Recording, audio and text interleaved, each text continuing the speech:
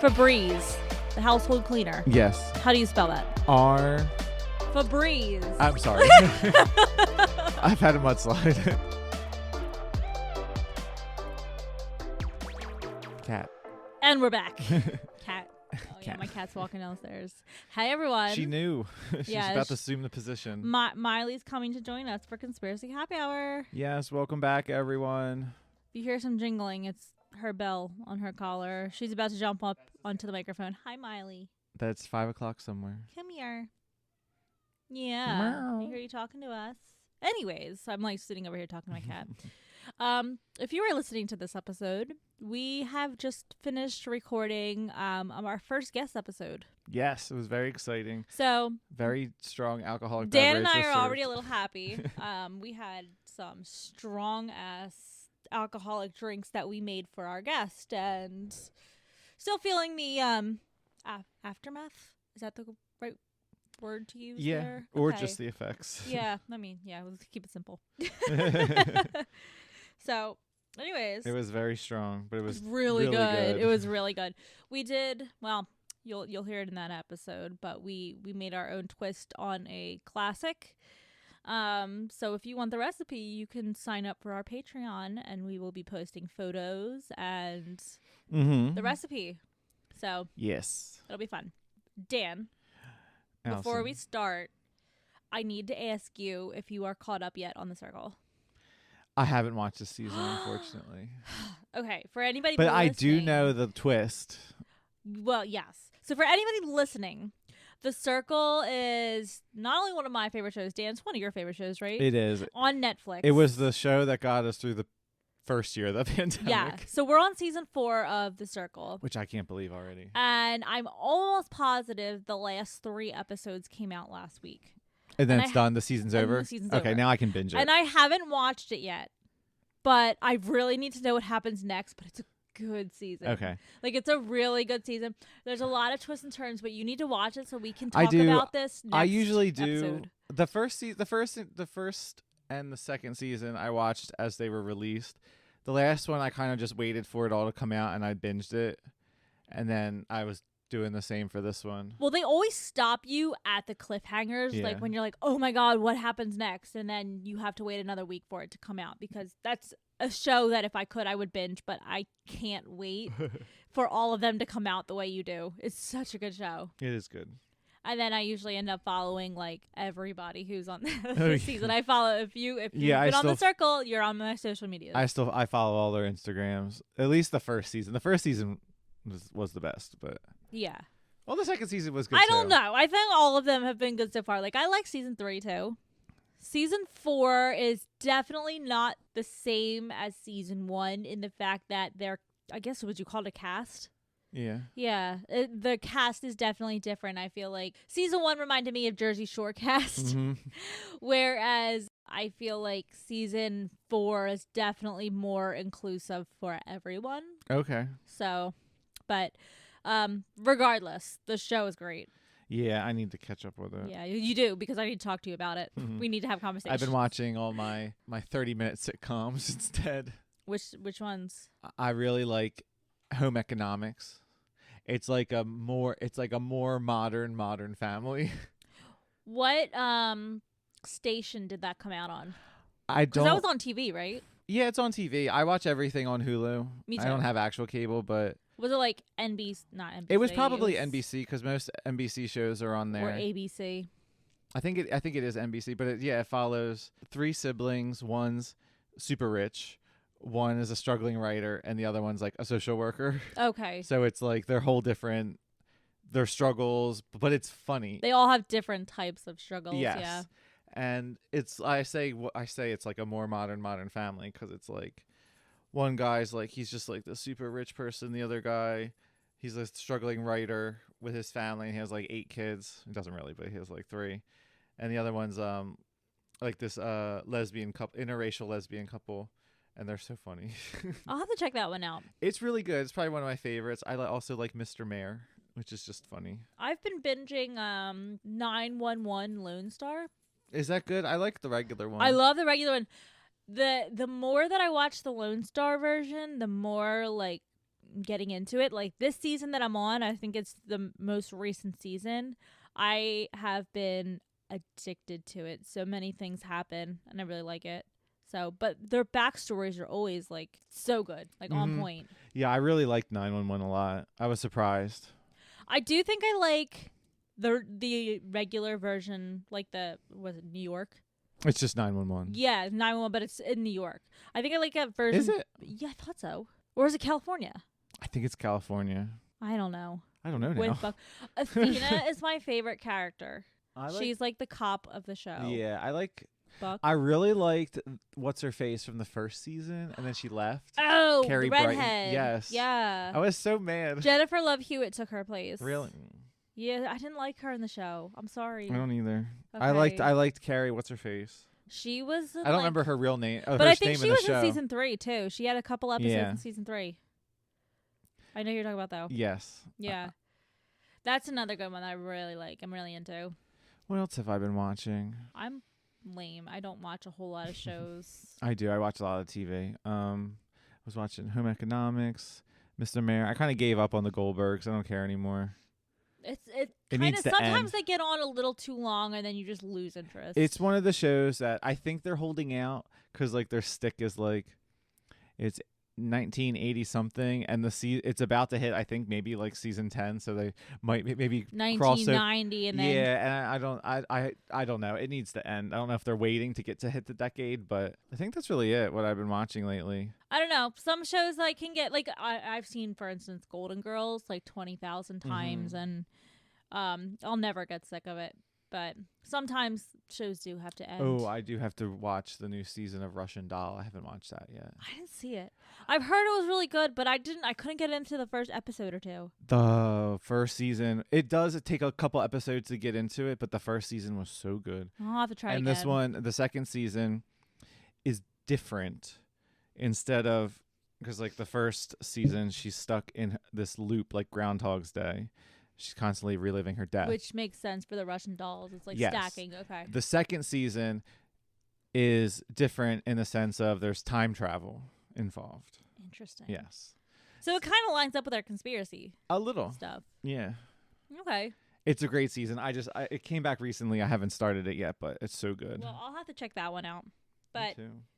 bringing it back to conspiracy. Yes, hit me with that fact. What the hell was You that? missed my hand motions he I had just some, like, made. little hand motions going on. He was like, hit me with. Okay.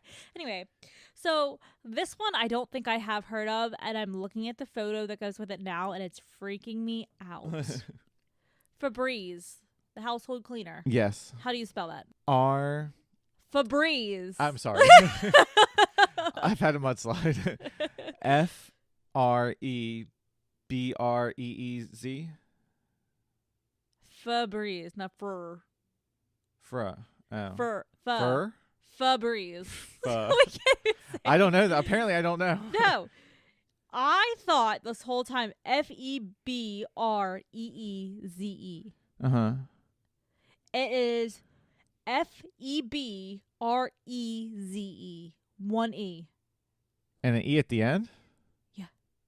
I don't like this. Like, I'll have to show you this image, but hold on. Just take a look at this for a second. None of this makes sense. I would have picked this one with the 2 E's. Me too. I hate this. Really? It has 1 E? That's not right. I blame Kern. They opened. I'm sorry, I'm reading the comments. It doesn't. Well, no, those comments I think are based on like all of the conspiracies. Okay. That photo looks so wrong to me. I never remember a bottle of Febreze look. Hold on a second. I have Febreze here somewhere. Hold on. Bring out the Now I need to know. bring out the evidence. I'll narrate. Allison walked into the other room, grabbed a bottle, screamed. Sounds like you're. No, it's spelled Febreze. I don't even think if you would have said there was an E at the end, I would have believed you. No, I do remember the E, but I swear it was a double E. Febreze. I just sprayed some above me. It smells great. I know. You make me sneeze. Oh, I'm sorry. It's flowers. No, honeyberry hula. I gotta love a good Febreze. I don't do too well with So now. trying to blow it away. Get away. Yeah, but that one is insane to me, especially when you look at the pictures. Like, I specifically remember that picture, that one picture. Me and too, that with is the not- 2 E's. That is not how you spell it. with the window. It's got the Yes, little with the window window. above it. Yeah. Did they change it? I feel like they're playing mind games with this. I don't know. We're stuck in a parallel universe or something. I don't know. But Dan, Allison. should we rock, paper, scissors this? I think so. All right, let's get ready. Ready. Rock, paper, scissors, shoot. Ha. Wait. 2 out of 3. You've gone first like every time. 2 out of 3. How do I win every time? I had scissors. We're he had going paper. again.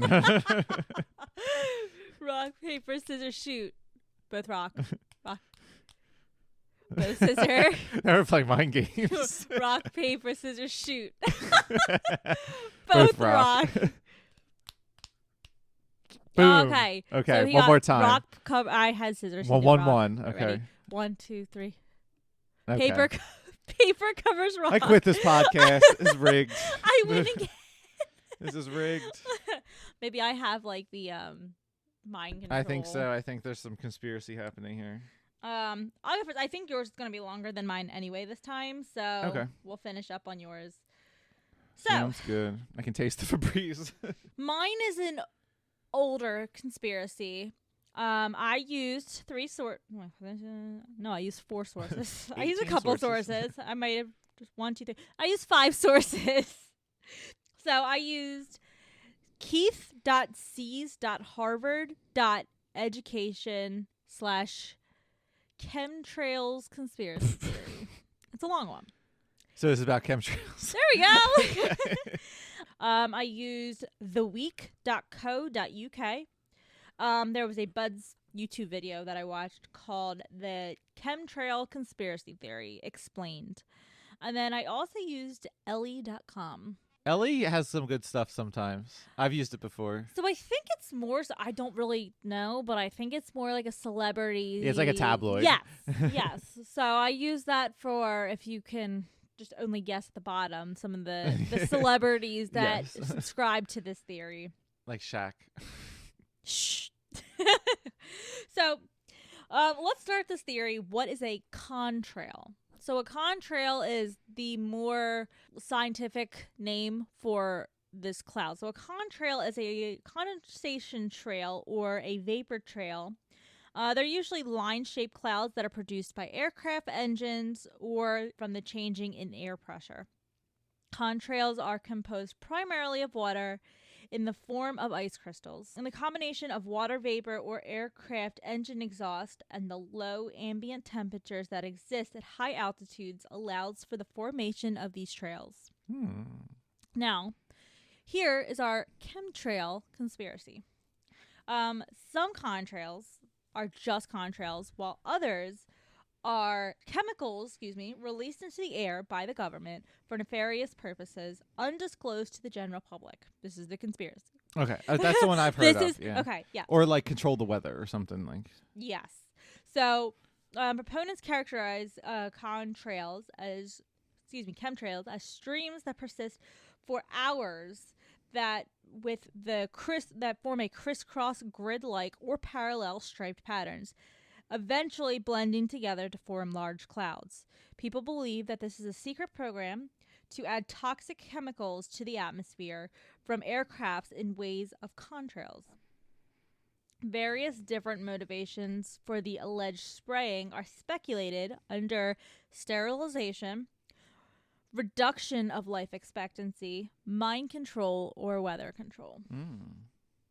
So how this whole theory started in general. Chemtrails conspiracy theories began circulating after the United States Air Force published a 1996 report about weather modification called Weather as a Force Multiplier. So we'll jump forward a little bit.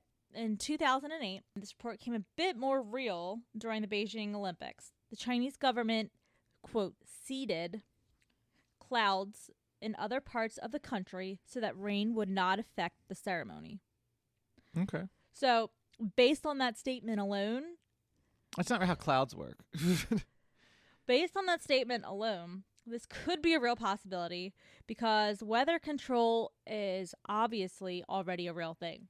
They were able to create clouds in the atmosphere so that it rained other places and was able to produce a clear sky that day in Beijing over their opening ceremonies, which is freaky to me.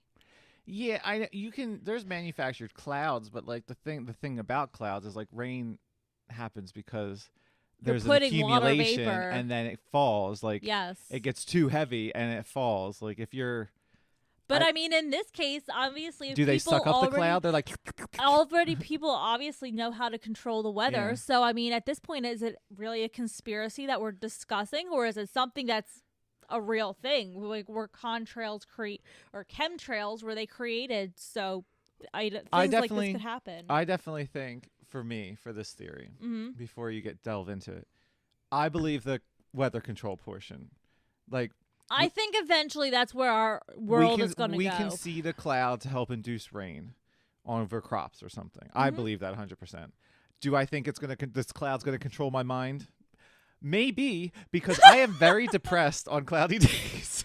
I mean, but then I think that's just something that comes with the weather too. Oh yeah, the weather controls my mood. Yeah. The way the weather has control over my mood is very concerning. I mean, if you think too, like, I mean, the Farmer's Almanac, they were able to like produce these results. Well, the Farmer's Almanac is older than like technology. Exactly. And they were able to like not judge, but they were able to predict what the weather would be like years and years in advance on a specific day. I know. So anyway, food for thought. But they didn't have chemtrails. They did not, because they're relatively new, according to this theory. So following the report, in the late 1900s, the USAF, United States Air Force. United States as fuck. That's totally what I would have called. I know. If you didn't say Air Force after that, I was like, what? United States as fuck. United States AF. We political people. No. They were accused of spraying the United States population with a mysterious substance from aircrafts generating universal contrail patterns. The theory became more popular after a late-night radio show discussed the theory. Theories were then posted in a bunch of internet forums of the time, and that's just how it gained its traction. Many agencies at that point then began attempting to dispel the rumors. So there was the Environmental Protection Agency, the Federal Aviation Administration, the National Aeronautics and Space Administration, NASA, and the National Oceanic and Atmospheric Administration. All tried to come up with, I guess, documents stating this is why this is happening. It has nothing to do with chemicals released into the atmosphere, all of that. Many just saw this as an excuse and even more of a government cover-up. Additionally, the USAF, United States Air Force, Dan, okay, stated that the chemtrail hoax has been investigated and refuted by many established and accredited universities, scientific organizations, and major media publications. Okay. So let's dig into what people consider proof of this theory. Clouds. Yeah. So believers in this conspiracy say that while normal contrails dissipate relatively quickly, chemtrails linger and contain additional substances. They linger a bit longer, usually hours. Other theories of the chemical release may be solar radiation management, weather modification, psychological manipulation, human population control, biological or chemical warfare, or testing of biological or chemical agents on a population, and that the trails cause respiratory illness and other health problems. Photographs can be seen there on the internet. I saw them. I saw them. Photographs of barrels installed in passenger area of aircrafts for flight test purposes have been claimed to show aerosol dispersion systems. The real purpose of the barrels was to simulate weight of the passengers, and based on, I guess, as they're flying, based on the accuracy, they'll disperse a little bit of the water that's in these barrels to simulate the about weight of what an aircraft would be carrying, and this is just for testing purposes Yeah. to make sure the airplane is flying correctly before they're actually putting human lives into it. Yes. But I've seen that done before with other things too. yes, yeah. So since the barrels are filled with water, and water can be pumped from the barrels to or can be pumped from barrel to barrel in order to test, differentiate, center. I don't know why I'm swirling my arm in the air like this right now, but I am. You're flying a plane. Anyway, the barrels are filled with water, and the water can be pumped from barrel to barrel in order to test different centers of gravity while the aircraft is in flight. Common claim is that the emissions from a standard plane should dissipate quickly, so any clouds do not disappear immediately and must be filled with additional undisclosed substances. So that's another, like, well, if this is happening, why? Mm-hmm. Now, it's really funny because I have done some research and I found out some celebrities that also subscribe to this theory. And I found it really funny that out of all of them, Shaquille O'Neal, which also I believe subscribed to the flat earth theory. He was a member. I feel like Shaquille could be like our follower. Yeah, he's a We fan. talk about stuff. Fan of the show. I wonder like how many, like, I want to say earthly conspiracies, like the flat earth, the one that we discussed on previous podcasts with our guest. This one, I wonder how many like atmospheric. It seems like he's got like the earthly universe mentality of believing those conspiracies. So that's just my 2 cents. But also Kylie Jenner believes, I think she wrote an article not that long ago for one of the magazines, or I don't know, I didn't look into it too much. I don't know if she wrote the article or if somebody quoted her, but the article is not extremely well written. So There's a lot of... She might have written it. That's what I'm saying. There's a lot of like punctuation, Yeah. grammar mistakes. There's a lot of spelling mistakes in it. She obviously didn't have an editor. Yeah, and they... So Kylie Jenner, Jaden Smith, which is Will Smith's son. Child. Which one? Is Son. the son? Okay, I'm right. Okay. And then also Prince believes this theory. He said that after the chemtrails started appearing, everybody at that once they became a thing and chemtrails started appearing, people started fighting more, which there's a lot of reasons why people fight on this earth, to be honest, and I don't think it has to do with chemtrails. I think it's just political based, race based, people not getting what they want based. I don't really think it has to do with the chemtrail, but whatever. Hayden Panettiere, which I haven't heard her name come up in a long time, but I remember she was like the little girl in Remember the Titans and stuff. So She was Save the Cheerleader, Save the World. what was the show? Heroes. Heroes. Yeah. Oh, I do remember that. And she was also Nashville. Mm-hmm. Remember she was on the Nashville. I never saw that show though. Me either. Yeah, and then like I said, Shaquille O'Neal. So, do I believe? I don't know. I mean, I wouldn't put it past our government to be trying to control us with chemicals that they are producing from the atmosphere. Now, I don't think it has anything to do with mind control. I don't know how a chemical that they're dispersing from an airplane is going to control people's minds, especially when there's no connection between this chemical and the people who want in their minds. But they're teaching, our government is teaching the youth anyway. If they really wanted to mind control, all they have to do is just say, hey, this is what you should believe. This is the correct answer. And boom, mind control.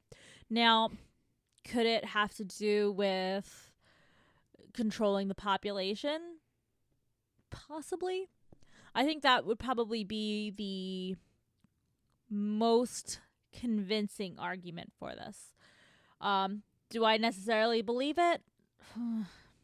I think this is what I'm on the fence about. Mm-hmm. I don't know. What do you?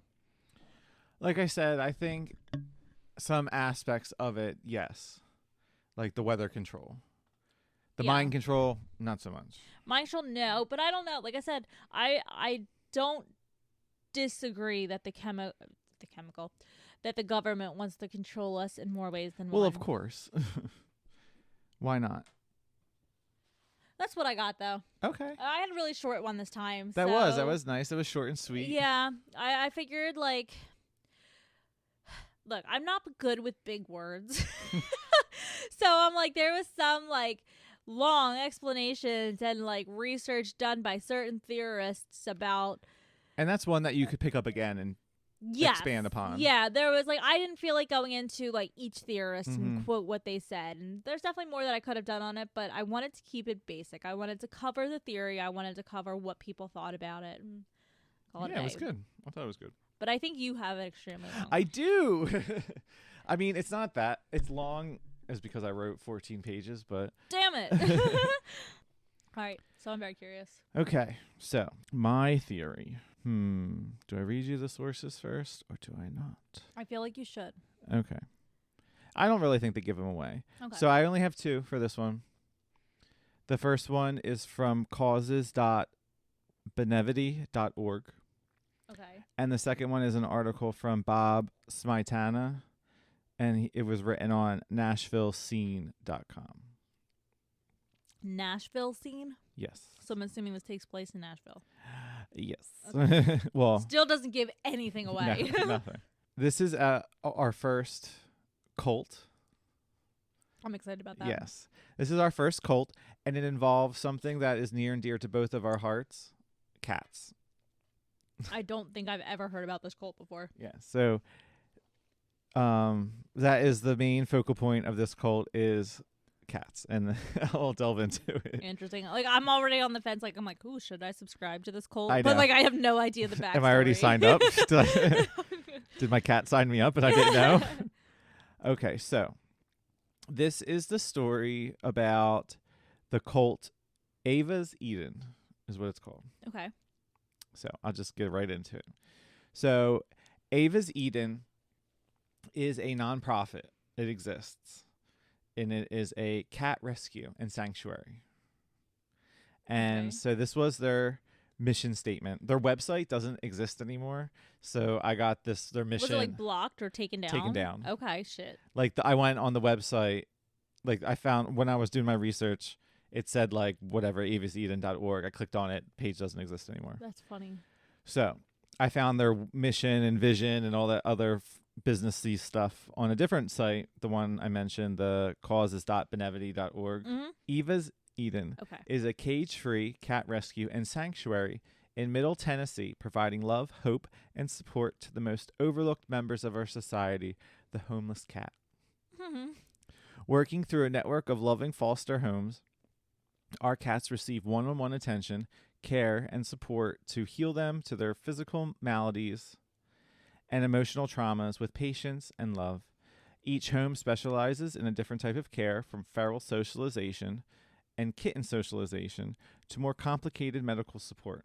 We also act as a sanctuary for elderly, sick, and disabled kitties who are not strong enough emotionally or physically to find a permanent home. And this is their whole mission statement still. Yes, this is their whole mission statement still. Those who meet the public in our beautiful and unique mobile adoption unit, a kitty shelter on wheels that visits areas in our community to bring the love of the felines to our friends and neighbors. We are Eva's Eden, bringing love to the world one cat at a time. That's their mission statement. That's really long. It's a long mission statement. Yes. So a little more about them. Their vision is to bring animals to a place of honor in our society, thereby changing the world one animal at a time. They want to take in unwanted, lost, feral, or ill-treated animals, they keep saying animals, but it's just cats. Provide shelter. They're trying to be inclusive. Yeah, provide shelter and veterinary care, find secure and loving homes, and increase the public's education and awareness of our responsibility to honor and cherish animals. They are a cage-free animal refuge and rescue center designed as a place of safety where animals are nurtured to physical health, rehabilitated, socialized, and if appropriate, placed for adoption in new homes. They believe that stewardship of the earth and oneness with creation underlies our interconnectedness and is an expression of our love and appreciation of life. Unfortunately, cats in modern society are treated as expendable. This has not been true, however, in most ancient cultures where cats were revered and treated with great respect for their mystical quality. We adhere to this more ancient viewpoint and bring that into consideration with the endemic population crisis. It's like sad already. Well, that was their like that's in their like business mission and then like it sounds all nice. It's like, oh, we're a cat refuge, we rehabilitate cats, we socialize cats, and then it's like, unfortunately, cats have been disrespected. We're not going to be those people. Yeah, exactly, which is a little weird, but okay. So that is a little bit, that's the basic organizational structure of Eva's Eden. You said this is out of Nashville, correct? Yes. Okay. This just goes more into like animals are cared for through their network, blah, blah, blah. They foster in different homes. Animals come to Eva's Eden principally through collaboration with other animal shelters and rescue operations, for which provide a relief value when they are overcrowded and overwhelmed, blah, blah, blah. More animal Sad shelter stories. stuff. Yeah. So that's what they posted to the world. Like, this is what we are. We're Eva's Eden. We're a cat refugee. The positive spin on it. Yes. And it was all essentially to recruit people into their cult. So what are they trying to recruit? Like, quote, volunteers or whatever? Or like people to foster? Mm-hmm. Okay. Okay, so now we'll get into it. Wasn't posted on their website was that this is actually an end times cat cult. So End of the world? Yes. Okay. Like a doomsday cult that revolved around cats. So it all started with the Reverend Cheryl Ruthven and a few dozen followers. They left Washington State 3 years ago. Well, not ago, but like before this took place, hoping to find a place where they could live in peace and quietly wait out the apocalypse. Along the way, they hoped to rescue as many cats as possible. Those cats, according to Ruthven's writings and interviews with former followers, are divine creatures that will carry the 144,000 souls mentioned in the Book of Revelations. But the group's unorthodox beliefs and controversial history followed it all the way across the country. In public, Ruthven's followers, who run a non-profit shelter known as Eva's Eden, described themselves as a peaceful group devoted to Mother Nature and living in harmony. They foster dozens of kittens in their homes and host cat adoption events in their air-conditioned mobile cat playground. And there was a picture posted of that. It looks just like what you would see at like the Camden County adoption shelter. Like they have like those. Just at a normal shelter. There's nothing It's- spectacular about it. It's a trailer. It's an Yeah. enclosed trailer that has the cages in it for people to come visit, blah, blah, blah, air conditioned, blah, blah, blah. So their calling has always been to help ease suffering, and we are Eva's Eden, bringing love to the world one cat at a time. It sounds too like I feel like I could hear Carol Baskin saying this. It reminded me a lot Yeah. about this when I was reading it. But a group of former followers says Ruthven's ministry is a cult of personality devoted to its prophet, who they say claims to be a divine Magdalene, a reincarnated Messiah figure who will create a new Eden after the apocalypse. Those former followers say they once worshipped Ruthven, following her every command, even leaving their families for her sake. They now run a Facebook page aimed at exposing what they call an abusive cult. I'm curious to know, like, obviously it's not the rescue or the sanctuary themselves who call themselves a cult, but like, at what point were people like looking at this stuff and be like, this is no longer a cat sanctuary, this is a cult? Well, it sounds like, I'll get into it, Okay. but it sounds like it becomes obvious very fast. Eva's Eden denies these claims, of course. They say former members are a hate group founded by Ruthven's ex-husband, aimed at slandering their ministry. This is totally a Carol Baskin story. I know. The fuck? It has a lot of parallels. The nonprofit has responded to critics by denouncing them online, trading letters with legal threats, and then posting cute cat videos on YouTube. I mean, that would fool me. Okay, but one August, Eva's Eden disappeared. 2 days after a reporter requested an interview with Ruthven and the other leaders, Eva's Eden's website was down. Its Facebook group and YouTube accounts vanished, and the group canceled all planned public cat donations at a Kroger grocery store. So they just disappeared off the face of the earth one day. Yep. This person named Nicole Walker was Ruthven's daughter and manager of Eva's Edens, also filed a criminal complaint with the Maury County Sheriff's Office against Rachel Gunderson, one of the group's critics, accusing her of harassment. It's the latest chapter in a complicated mashup of spiritual experimentation, charismatic leadership, and a cute cat video, which I thought was funny. This is kind of more of the backstory of how it all started. Michelle Lamphere first met Ruthven in late 1990s at Gates of Paradise, a small Pentecostal church that once met on the second floor of a former Sons of Norway Hall in Bellingham, Washington. Lamphere was a new mom at the time and had just started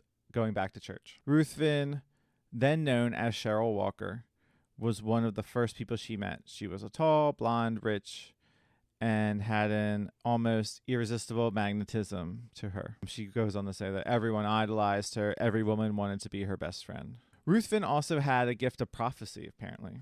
According to Lamphere and other former followers, she seemed to be able to know exactly what people were going through. When she spoke, she'd go into kind of a trance, as if God's voice spoke through her. According to recordings of her prophecies made by followers, people would arrive early at church just in case Ruthven might have a word for them from God.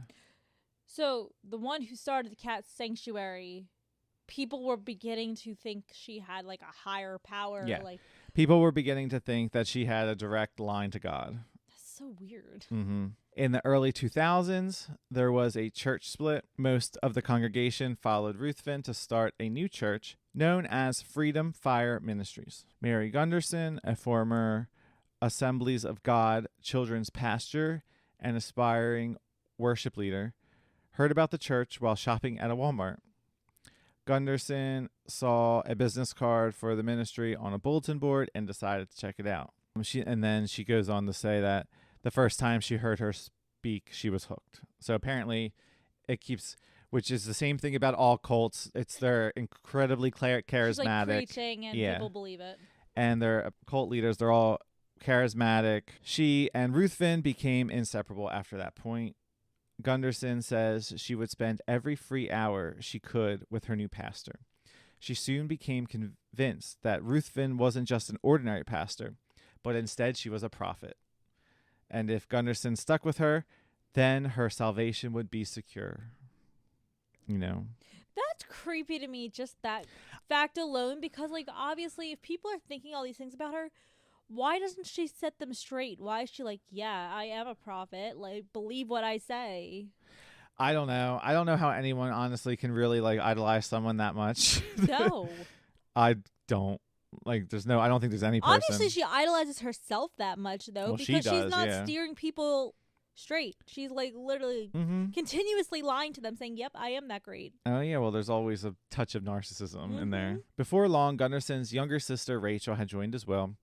Like her sister, Rachel Gunderson had grown up in the Assemblies of God, but had grown disenchanted with her home church. She felt distant from God and was looking for a spiritual connection. And then Rachel, it goes on to say that she found it at the new church, the Freedom Fires. It felt like a waterfall when I walked into Cheryl's church. I felt alive again, is what Rachel said. Just being in Ruthven's presence was like a spiritual high, according to Rachel. A smile, a touch, or a kind word made them feel like they were experiencing God's love firsthand. They came to believe that their salvation depended on being under Ruthven's spiritual oversight or covering, quote unquote. Rachel said that following Cheryl gave her what it felt like she's been missing her entire life. It was like I finally arrived at who and what I was supposed to be by following her teachings and learning to be like her, which is never a good sign. As time went on, Ruthven's former followers learned the downside of following a prophet. Ruthven claimed to have direct contact with God and to be speaking God's word. No one was allowed to disagree with her. Anyone who disobeyed was banished. You know, this is crazy. Standard cult stuff. Because this is literally starting out as a cat sanctuary, and now she's like the leader of the cat world. She knew how to put the fear of God in us, said one of the, was a quote from one of the people. Among those banished from the group was followers, then teenage daughter, Shaylin. Shaylin had often been in trouble with Ruthven and refused to follow her instructions. When she was caught drinking at 16, Shaylin was grounded at first. Then Ruthven told her parents to get rid of her. What? Like, get rid of her as in, like, Yeah. kill her? Well, or I don't know, get rid of her. So they took Shaylin into the backyard, joined hands in a circle with her brother, and casted her out of the family. So they banished her. Fuck. We give the devil this is a quote. We give the devil permission to overtake her and bring her to his side. She is no longer covered with our covering. Shaylin recalls her parents saying in an account of her experience posted on Facebook, "She is on her own and you may now take her. My own parents did this to me. They gave away my soul." It's crazy. I'm like over here wide-eyed. I know. It was a decision that shamed Michelle Lamphere to this day. At the time, she says she would have done almost anything that Ruthven commanded. Today, she cannot believe how she treated her own daughter. So thankfully, she came out of it. Yeah. But, damage is damage. Well, I feel like that's how all cults are, too. It's like, I mean, once you disobey, you're cut off from the family. And, like, you can move on, but, like, you are moving on with the fact knowing that your family has disowned you. Yeah, exactly. Yeah, you can't come back from that. No. Along with following Ruthven's directions, her former followers also say they had to change their beliefs to conform with her prophecies. At first, the changes were small.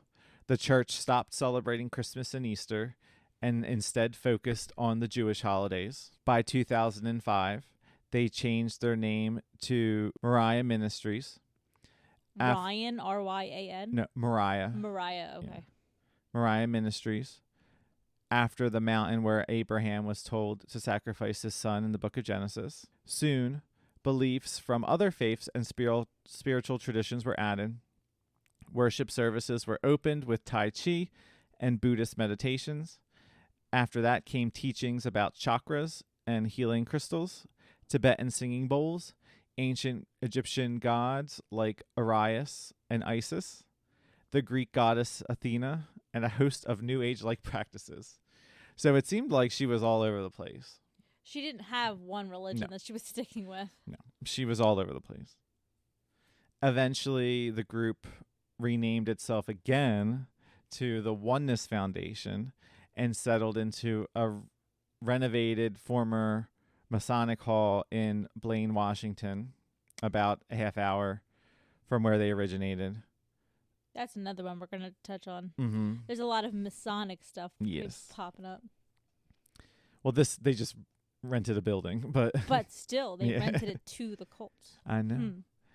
PowerPoint slides of Ruthven's sermon notes from around the same period show that group's eclectic mix of beliefs.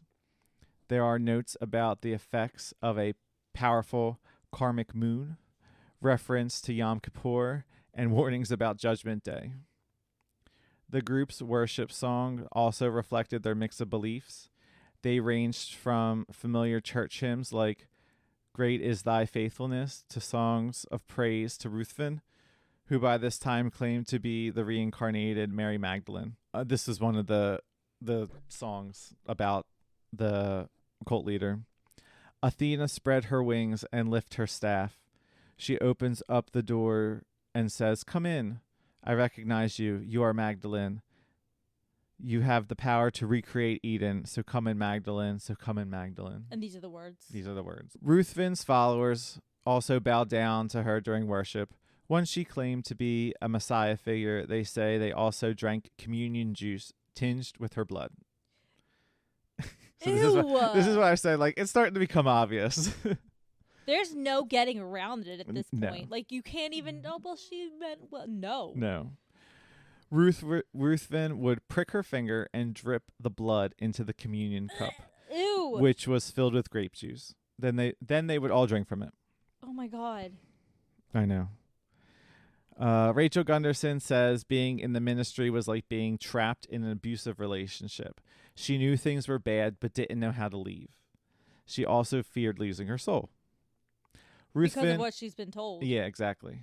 Ruthven was a prophet, and doubting her was like doubting God. This kind of fluid theology and devotion to a charismatic leader can be common in new religious groups, said Ben Zeller, who is an assistant professor of religion at Lake Forest College, just north of Chicago.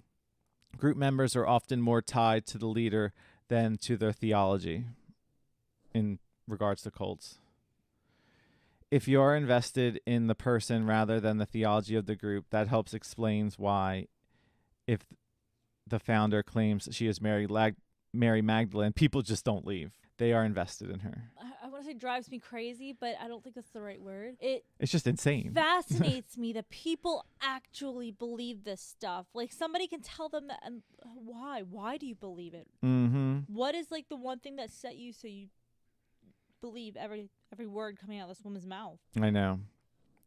There's also a social side. Many new religious groups become close-knit, almost like family. Those ties are hard to abandon. People stay in church all the time, even if they disagree with the preacher. He goes on to say, I don't think cults or new religions are different in that way. There are plenty of people who are along for the ride. It's just that it's amazing what people do when they are along for the ride. If it means giving up their money or control over their lives or their finances, their romantic relationships, or in suicidal groups, their lives. Few new religious groups turn out to be dangerous, he says, and while their beliefs may seem odd to outsiders, they often make sense to those inside the group. After all, he said, even traditional beliefs like the story of the burning bush or the virgin birth, they seem odd to outsiders. I mean, that's fair. That's true. He's like, he goes on to say, we just can't dismiss them as crazy. They are no weirder than us. Which when I read this the first time, I was like, it's true. Yeah, he is. Yeah. And then he goes on to say, starting a nonprofit charity is also common for new religious groups.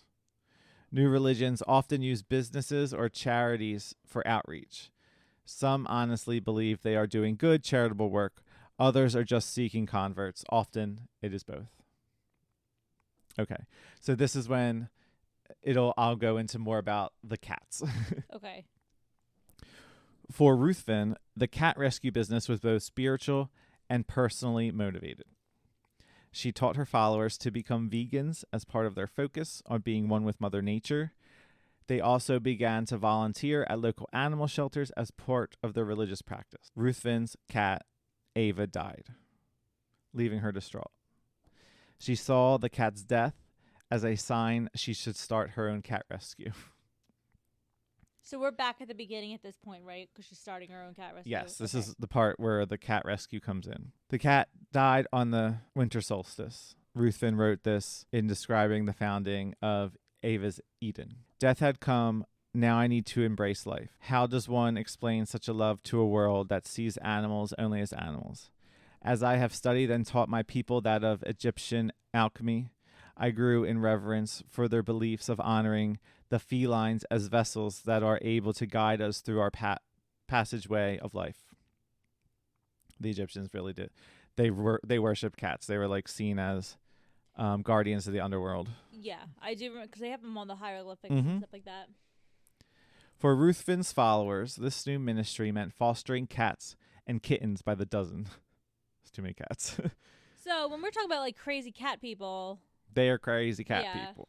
At one point, Lamphere had more than 40 cats in her home. So did Gunderson. In the foster homes, the cats would eat first, even before the kids. We had to revere them more than ourselves and our family, said Rachel. And if the cats weren't treated with proper reverence, Ruthven would berate her followers. Eva's Eden is not a social gathering hour, she wrote in a January 2013 email. This is Ruthven. It is the temple of God. You are to enter with the reverence of what is sealed within its foundation and walls and within every single feline. You are to enter with awe. You are to see each customer in there with discernment. Are they a chosen? This is her referring to the cat sanctuary. People who want to adopt the Yes. cats, they're not just, you need to treat them well because they're the ones who are going to be possibly Exactly. coming in. Like, you don't need to just go there, fill out an application, give your money. You need to do that and then be a chosen one to receive these cats. Caring for the cats accomplished 2 goals.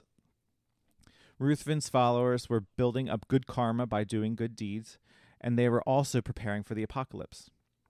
Ruthven taught them that cats were supernatural beings in disguise, carrying the 144,000 souls mentioned in the New Testament book of Revelations. Those beings would come to the rescue of Ruthven's followers during the apocalypse. As long as you take good care of them, then in your time of need, they will transform and take good care of you, is what she would tell her followers.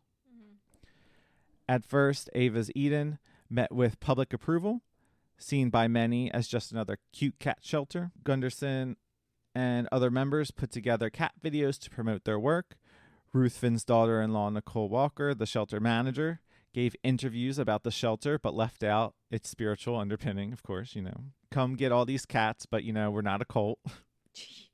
If you have to say that in your, statements, you're a cult.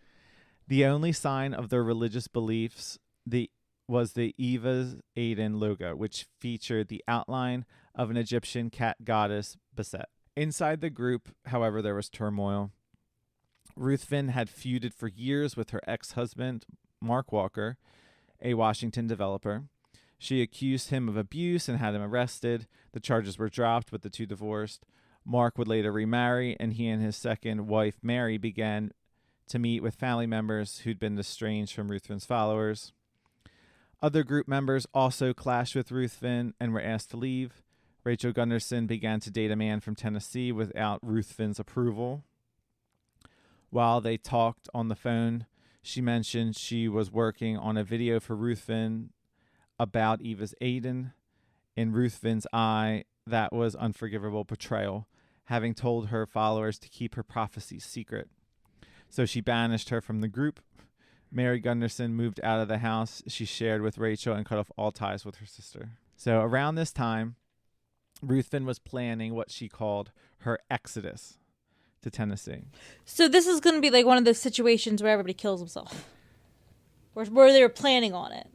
Well, sorry, I might be jumping ahead. Yeah, I'll let you go. Might be jumping ahead. But around this time, Ruthven was planning what she called her exodus to Tennessee. The move was prompt in part by growing conflicts with her critics.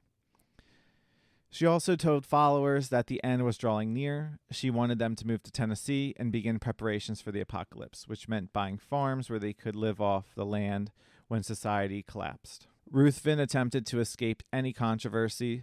Followers were directed to say that Ava's Aiden was shutting down and that Ruthven had gone into retirement in Scotland. Not long after arriving in Tennessee, Ruthven and her followers set up a small shelter in downtown Columbia, then added an air-conditioned mobile trailer to hold adoption events at local stores.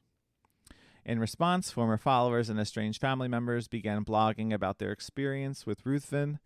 Their Facebook page called "Is There a Cult in Columbia, Tennessee?"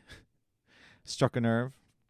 The 2 groups have feuded, mostly online, for the past few years, and through their conflict flared up at times, it went mostly unnoticed until later when Rachel Gunderson shared her story with the X-Files, a podcast produced by a group called Life After God, which led to more social media attention. Michelle Breedlove, who adopted a second kitten from Eva's Eden in early July, says she heard about some of the controversy online, but it probably wouldn't stop her from getting another kitten from them in the future. I mean, it sounds like they took care of the cats better than anyone else, so I'm sure they got good cats from them. Well, you can't fault the cats for what...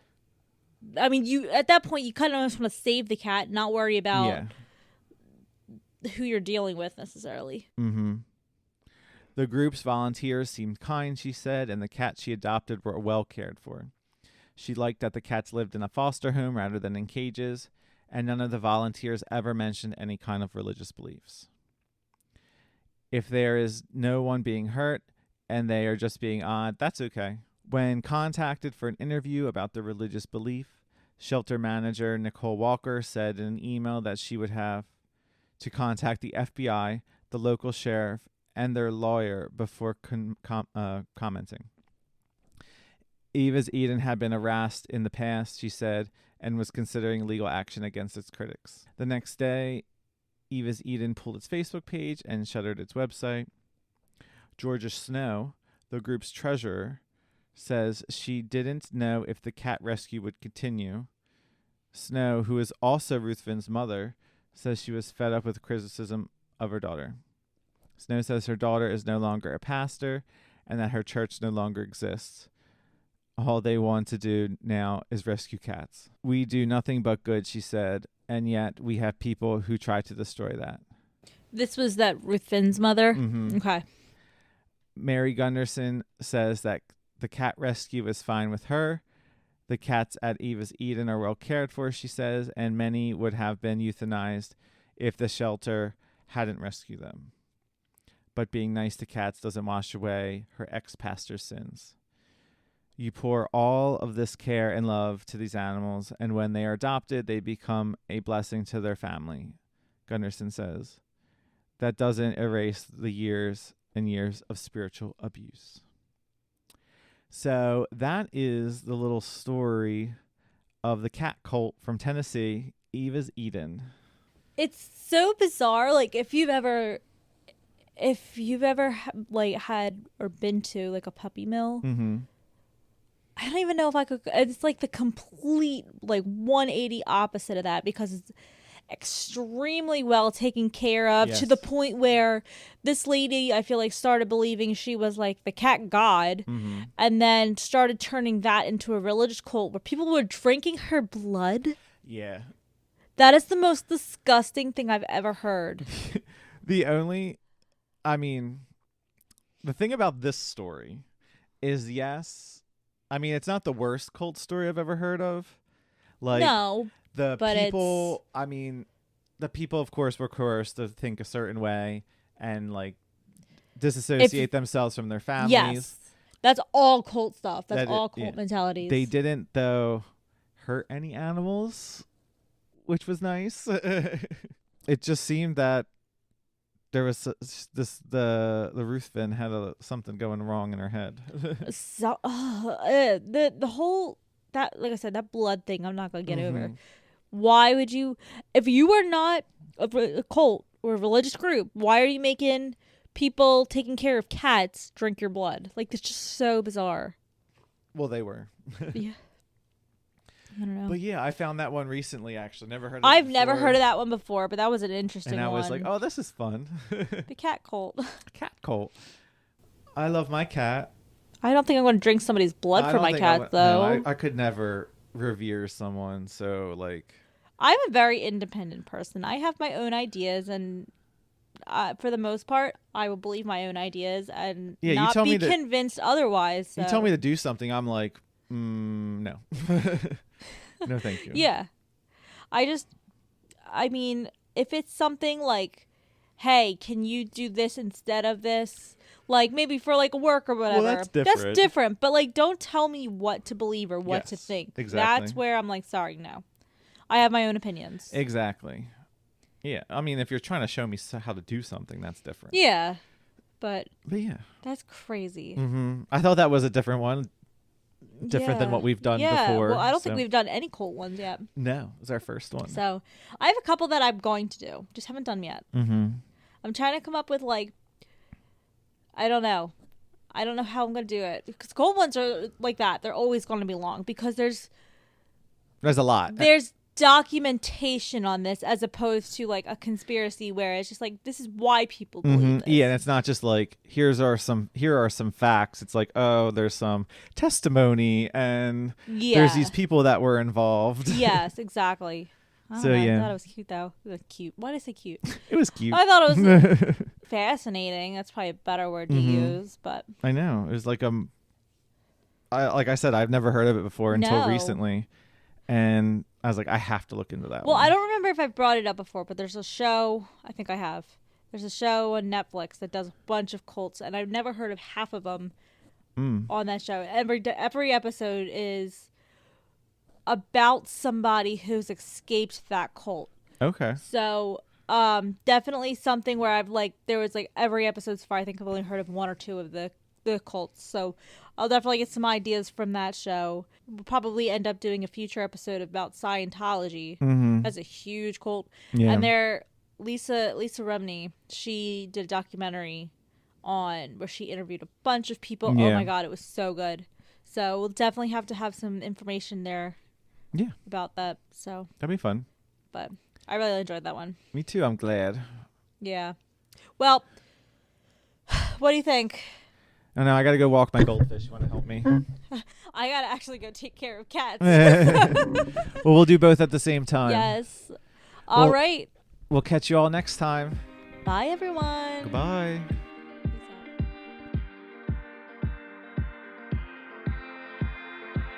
Thank you for listening to Conspiracy Happy Hour. Be sure to listen, follow, and leave us a review on Apple Podcasts, Amazon Music, or wherever you get your podcasts. Have a spooky story, conspiracy, or weird encounter that you would like to hear read in a future episode? Email your story to conspiracyhappyhour@gmail.com and follow the show on Instagram and Facebook at Conspiracy Happy Hour. This podcast is produced and edited by Geckos Media and is a part of the Geckos Media Network. Interested in starting your own podcast and not quite sure where to begin? Visit geckosmedia.com and sign up for a free one-on-one consultation. Until next time, see ya!